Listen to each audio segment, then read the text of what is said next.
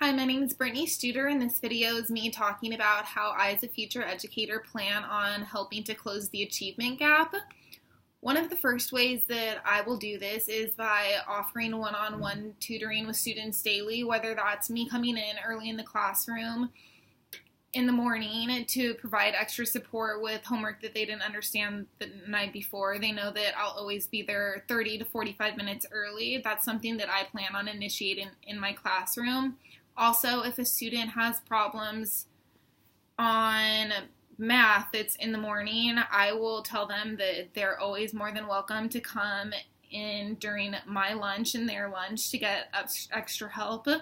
And I also plan on staying after school an hour to 2 hours later twice a week or 3 times a week, as much time as students need so that they do get that extra support.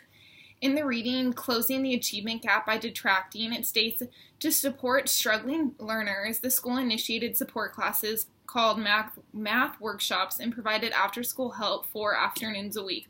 The results were remarkable. Over 90% of incoming freshmen entered the high school having passed the first Regents math exam. This just goes to show that by doing something as simple as opening up your classroom to students and giving them that extra support, that they're going to be able to achieve great things, and that's just one step closer to closing the achievement gap. Another thing that I plan on doing is always being a great role model. I know that as a teacher, you may think that that's not something that, obviously you know it's important, and that goes hand in hand with being a teacher, but just being a good role model that they can look up to for a consistent amount of time.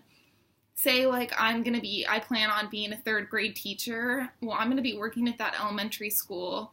Just being a role model that they can look at for a period of time longer than 1 year. When they're in 4th grade, 5th grade, 6th grade, they can look back and be like, oh, Miss Studer, you know what? She was such a great teacher. She went to college. I can do something like that with my life. I plan on doing that.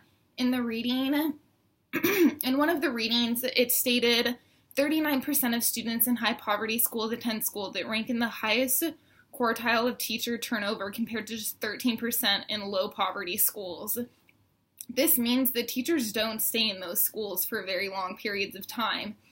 And I know that that's because it's a very challenging situation, but I also know that whenever I accept a job, I plan on sticking it out through the challenge. And I really want to make a difference at that school, and I really want to provide that extra support for students and be a role model that they can look up to. Education was significant in the sample as a whole, but students at high poverty schools were adversely affected by growing up in a neighborhood with the low levels of adult education.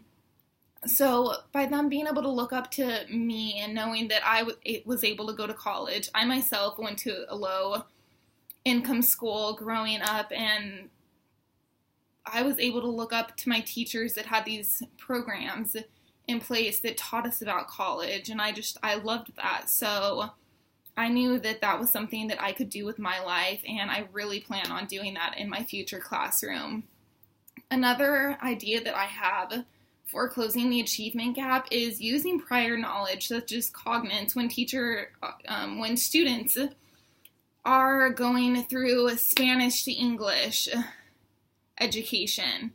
It can be really hard when you don't know the language that you're teaching everything in. So with the limited Spanish that I do know, I plan on helping these students learn different ways of putting it together through what they know in Spanish and making it make sense in English.